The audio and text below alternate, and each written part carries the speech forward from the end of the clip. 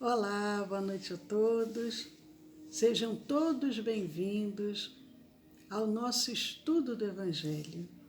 Eu sou Leila Rocha de Oliveira, do Centro de Estudos Espíritas Allan Kardec, aqui da cidade de Olambra, cidade do interior de São Paulo.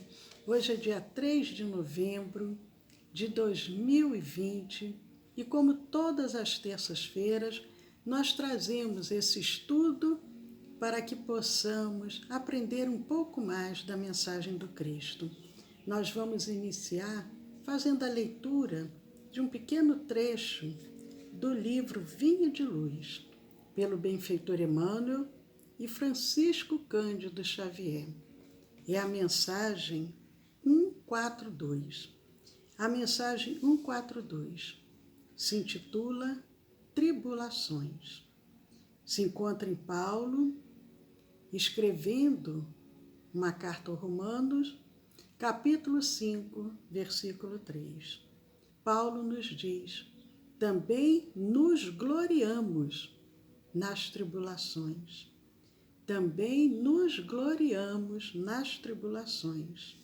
Paulo, Romano, capítulo 5, versículo 3.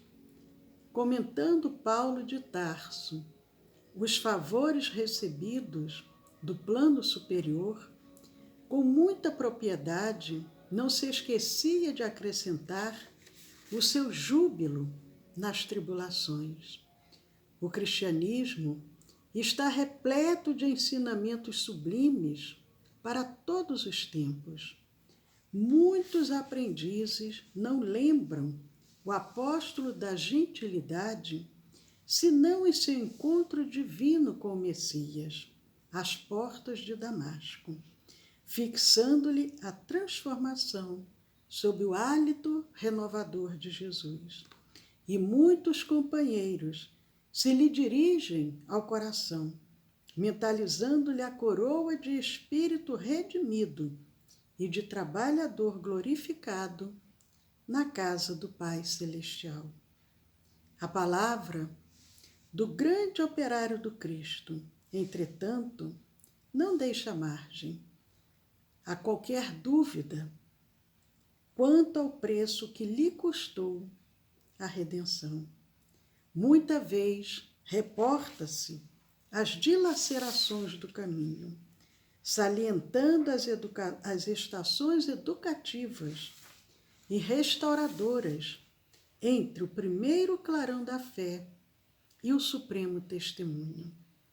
Depois da bênção consoladora que lhe reforma a vida, ei-lo entre açoites, desesperanças e pedradas, entre a graça de Jesus que lhe fora ao encontro e ao esforço que lhe competia efetuar por reencontrá-lo, são indispensáveis anos pesados de serviço áspero e contínua renunciação.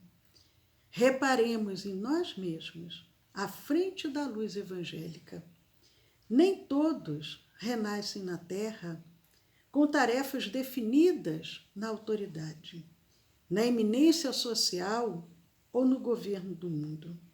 Mas podemos asseverar que todos os discípulos, em qualquer situação ou circunstância, podem dispor de força, posição e controle de si próprios. Recordemos que a tribulação produz fortaleza e paciência, e, em verdade, ninguém encontra o tesouro da experiência no pântano da ociosidade. A existência terrestre é passagem para a luz eterna.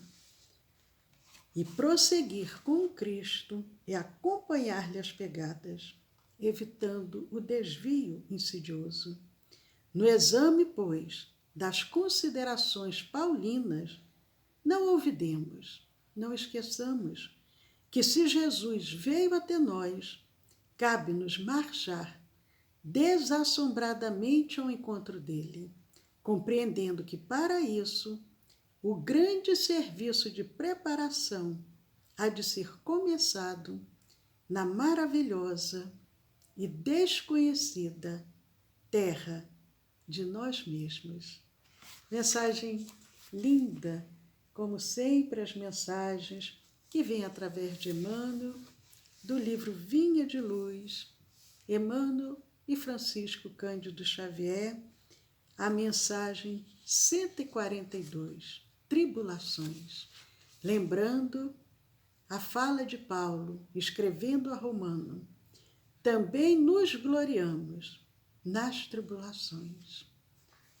Senhor, gratos somos, ó Pai, por estarmos aqui mais uma noite, buscando compreender a essência do Teu Evangelho e convidando a cada benfeitor amigo que está sempre pronto a nos auxiliar para que possam também compartilhar conosco. E nós vamos dando início a mais esse estudo do Evangelho, com gratidão em nossos corações. Muito obrigado, Senhor. Que assim seja. Queridos amigos, é muito bom estarmos aqui juntos, saudando a todos. Boa noite, Pedro, boa noite, Sueli, boa noite a todos, queridos amigos dos dois planos da vida, que agora aqui se encontram com esse desejo de compreender um pouco mais o Evangelho do Cristo à luz da doutrina espírita. Nós estamos estudando o Evangelho segundo o Espiritismo e nós estamos no capítulo 4, no item 18. Nós paramos a semana passada no item 18, mas para não ficar no meio do caminho, um pouco sem sentido, rapidamente nós vamos retornar ao início do item 18 do capítulo 4 para que possamos compreender. O capítulo 4, ele fala sobre, é uma passagem de Jesus, quando Jesus, conversando com Nicodemos, ele diz: ninguém poderá ver o reino de Deus se não nascer de novo. Seja bem-vinda, Albani. Muito bom você aqui conosco. E nesse capítulo 4, quando Jesus fala, ninguém poderá ver o reino de Deus se não nascer de novo, nós já percorremos 17 itens comentando o capítulo 4.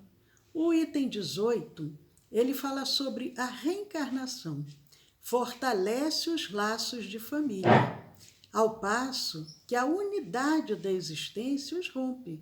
O que Kardec quer dizer com esse subtítulo? Ele diz: a reencarnação vai fortalecer os laços de família. Se fosse apenas uma existência, ao contrário, iria romper esses laços. E nós vamos ler um pouco rápido, sem comentar, porque nós já comentamos a semana passada até o ponto que nós paramos. No item 18, e para aqueles que não estavam a semana passada conosco, desejarem acompanhar, é só entrar lá na playlist do nosso canal do YouTube, que tem todos os nossos estudos separados pelas playlists e por mês, então é bem fácil de localizar o estudo do Evangelho.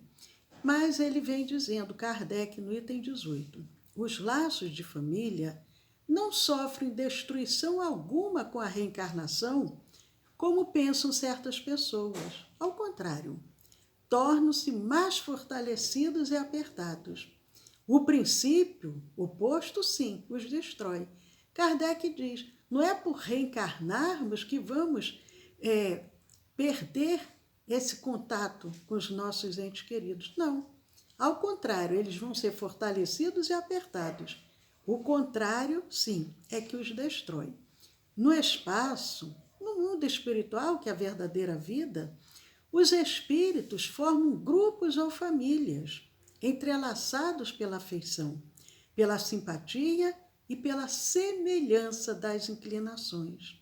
Ditosos, felizes, por se encontrarem juntos, esses espíritos se buscam uns aos outros. Kardec diz, no mundo espiritual, nós vamos nos encontrar novamente e esses grupos vão se unindo. A encarnação apenas momentaneamente os separa, porquanto, ao regressarem à erraticidade, novamente se reúnem como amigos que voltam de uma viagem. Nós fazemos, às vezes, uma longa viagem, mas quando retornamos, vamos rever, reencontrar novamente os amigos queridos, os familiares que fazem parte dos nossos vínculos de afetividade. E Kardec diz, quando nós retornamos à erraticidade, erraticidade que é o que quer dizer quando o espírito está desencarnado, enquanto entre uma reencarnação e outra, o espírito está num estado errático, ele se encontra na erraticidade. Alguns pensam erraticidade, porque está em estado de erro. Não, ele está no mundo espiritual. Muitas vezes, até, diz Kardec, uns seguem a outros na encarnação. Às vezes pode, um vem primeiro, o outro vem a seguir, alguns anos depois, vindo aqui reunir-se numa mesma família ou no mesmo círculo, a fim de trabalharem juntos pelo seu mútuo adiantamento. Podemos, então, um vem primeiro, outro vem depois nos reencontramos, com o objetivo quê? De trabalhar, de evoluir. Se uns encarnam e outros não, nem por isso deixam de estar unidos pelo pensamento. Porque o pensamento a gente consegue entrar em sintonia distante até em outros planetas através do pensamento. Os que se conservam livres, livres por quê? Os que se conservam desencarnados, porque quando estamos no mundo espiritual, estamos livres. Quando eles se encontram livres, se conservam livres, velam, cuidam pelos que se acham em cativeiro, pelos que se acham que encarnados. Aqueles que estão lá no mundo espiritual, livres, quando já tem um certo equilíbrio, porque sabemos que às vezes o espírito, ao desencarnar, ainda não está em condições, mas quando ele já tem uma possibilidade, ele está lá, mas ele está velando pelos que aqui se encontram.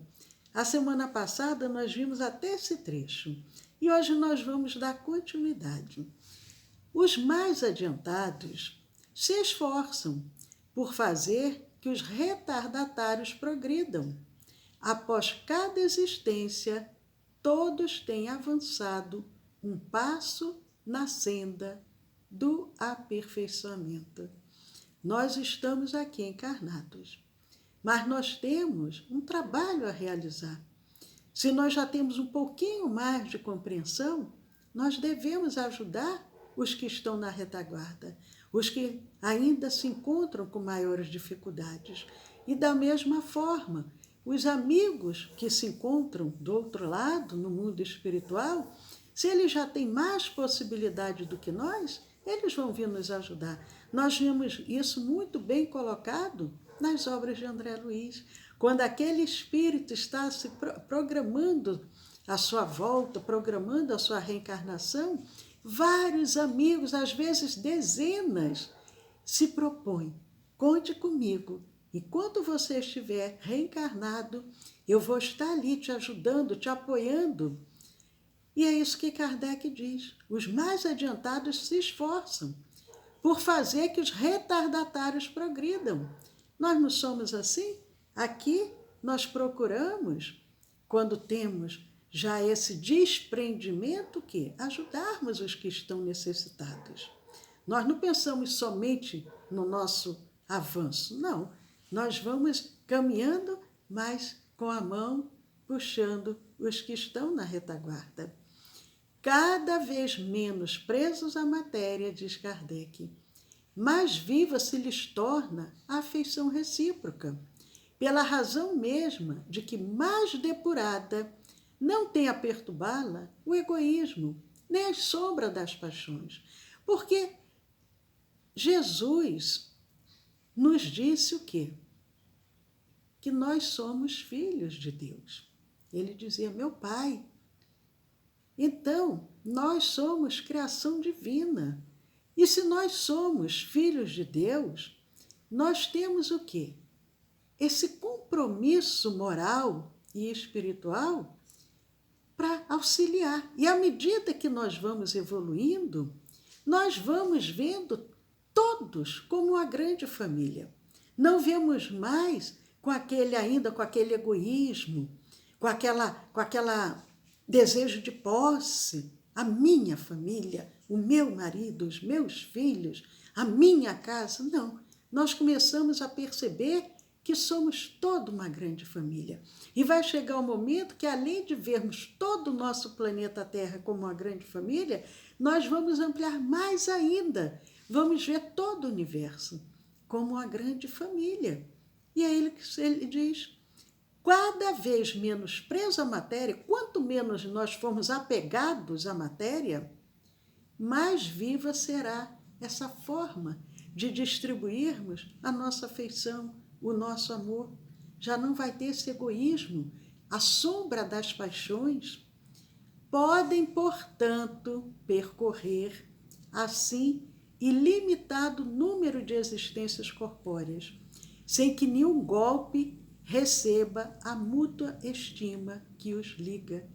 Olha que lindo que Kardec nos coloca.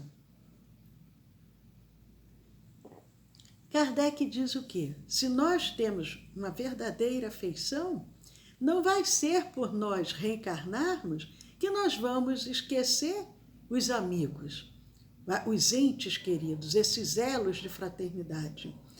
Então podemos reencarnar um número ilimitado de vezes, mas isso não vai prejudicar, não vai romper essa afeição. Nós podemos, às vezes, ficar anos sem ver um ente querido, um amigo, um colega que a gente tinha na infância, na mocidade, mas quando nós o reencontramos e começamos a conversar, é como se tivéssemos visto ele ontem. Aquele mesmo carinho, aquela mesma afeição, aquelas lembranças continuam muito vivas. E ele nos diz, está bem visto que aqui se trata de afeição real, porque muitos de nós dizemos assim, eu amo, mas esse amor é aquele amor superficial, não é um verdadeiro amor.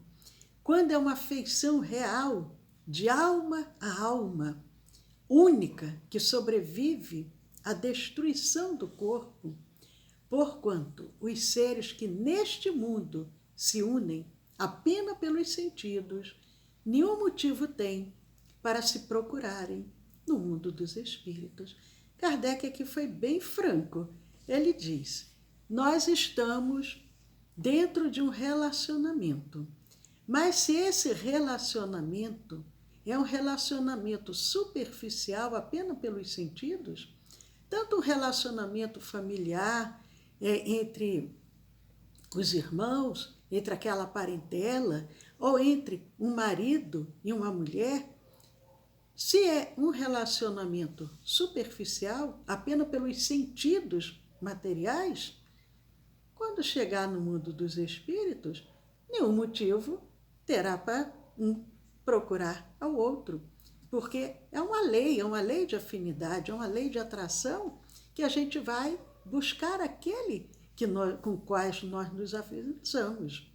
Duráveis somente são as afeições espirituais. Essas sim, essas duram pela eternidade, porque são afeições verdadeiras, essas afeições espirituais.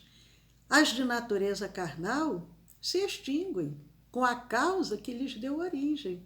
Quantas das vezes nós vemos nos noticiários pessoas que já estão, às vezes, no 10º casamento. E eles, no primeiro, eu amo. E aquele amor, em 2, 3 meses, 6 meses, já se extinguiu. E ele parte para outro.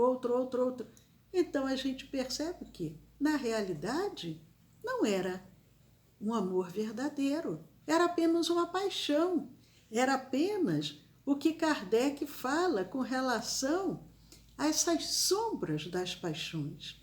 A paixão não é uma coisa, a paixão é um sentimento assim, momentâneo, que desperta aquele interesse, como a gente às vezes tem aquele interesse em adquirir algo material, comprar um carro, comprar uma casa maior, mas daqui a pouco aquela empolgação passa e a gente já vai buscar outra coisa para preencher o vazio que muitas das vezes estamos sentindo. E acreditamos que indo ao shopping, fazer compras, trazer bolsas e bolsas de compras, sacolas no caso, né? Sacolas de compras, enfim, vai preencher. Preenche momentaneamente e daqui a pouco já vem o vazio de novo. Porque realmente o que nós estamos buscando para nos preencher é um sentimento verdadeiro. É o que Kardec diz. As afeições espirituais, essas duram. Aquelas de natureza carnal, elas se extinguem com a causa que lhes deu origem. Ora, semelhante causa não subsiste no mundo dos espíritos, enquanto a alma existe sempre. A alma, ela permanece. O que perece é o corpo físico. No que concerne às pessoas que se unem, nos alerta Kardec. No que concerne às pessoas que se unem exclusivamente por motivo de interesse, essas nada realmente são. Umas para as outras, a morte as separa na terra e no céu. Questionado Jesus, quando vão perguntar com relação ao divórcio, o que Jesus tinha a dizer sobre aquilo? E Jesus diz, no princípio, não era assim. Mas ainda, aí ele vai discorrendo, ainda pelas imperfeições humanas, com as minhas palavras, que as dele eu não recordo bem, mas ele vai mostrando o quê? Que aí o interesse material, o interesse, às vezes, de estar com alguém pela aparência física, pela posição social, vai fazendo com que depois, com o tempo, aquilo se esfrie e as pessoas percam o interesse, porque não era realmente uma afeição verdadeira. E aí Kardec diz, a morte as separa na terra e no céu. Quando um dos dois desencarna, aquele sentimento já perece. Nós já contamos essa história, mas só para a gente relembrar, é o caso de uma mulher que durante 30 anos ela foi casada com Gumersindo. Mas aquele casamento difícil, sofrido, e ele desencarna, ela também desencarna, e quando ela chega ao mundo espiritual, aí ela fica muito feliz, ela vai falar para aquele benfeitor, ai, agora sim, agora eu estou livre do Gumersindo, porque durante 30 anos eu o aturei, e agora eu estou livre, fiquei livre, cumpri a minha missão, cumpri o que eu precisava, fiquei junto até o momento do desencarne. E aí o benfeitor diz, você falou bem, você tolerou o Gumersindo durante 30 anos, mas agora você vai ter que voltar novamente, reencontrar-se com ele, para você aprender a amá-lo. Porque aí sim, ela iria desenvolver esse sentimento, porque durante aqueles 30 anos foi somente um pacto material que os uniu. Mas, queridos amigos, nós agora vamos para o item 19 do capítulo 4 de O Evangelho segundo o Espiritismo. Kardec vem dizendo, no item 19 do capítulo 4, a união e a afeição que existem entre pessoas parentes são índice da simpatia anterior que as aproximou. Daí vem que, falando-se de alguém cujo caráter, gostos e pendores nenhuma semelhança apresentam com os dos seus parentes mais próximos, se costuma dizer que ela não é da família.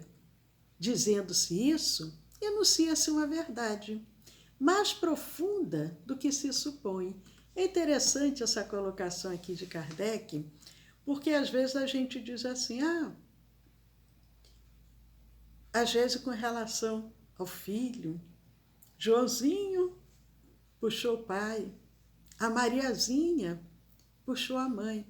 Realmente, nós não herdamos geneticamente as aptidões. Mas o que acontece? O que Kardec, nós herdamos o quê? É espírito, o espírito é que dá a continuidade. Mas o que Kardec quer dizer aqui? A união e a afeição que existe entre pessoas parentes são que um índice da simpatia anterior que as aproximou. Quando nós estamos no meio familiar e nós temos essa simpatia, essa união, essa afeição, é porque nós já tínhamos uma simpatia de antes. E quando? E aí nós desenvolvemos o quê? As mesmas características, os mesmos gostos, os mesmos pendores. O filho tem o mesmo gosto, o mesmo pendor para a pintura. Por quê? Não é que ele tenha herdado isso do pai. Ele herdou o quê? A afinidade pela afeição que eles já possuíam. Mas, por outro lado, Kardec diz o quê? Quando nada disso existe, muitos dizem o quê? Fulano não é dessa família. Às vezes até a própria pessoa diz assim, eu não sou dessa família, eu acho que eu fui trocado. Eu acho que eu nasci na família errada ou de repente eu sou um adotado, eu sou um filho adotivo. Porque ele percebe que não tem nada de semelhante que aproxime com os demais membros da família. Mas não quer dizer que ele não seja daquela família. Pode sim ser, não é adotado, mas as afinidades é que não são daquele grupo familiar. E Kardec diz, enuncia-se uma verdade mais profunda do que se supõe. E nós vamos concluir essa parte hoje com ele dizendo, Deus permite que nas famílias ocorram essas encarnações de espíritos antipáticos ou estranhos, com o duplo objetivo de servir de prova para uns e para outros, de meio de progresso. Então, queridos amigos, nunca imaginem, eu nasci na família errada, alguma coisa de errado aconteceu. Não, nós nascemos na família que nós precisávamos nascer.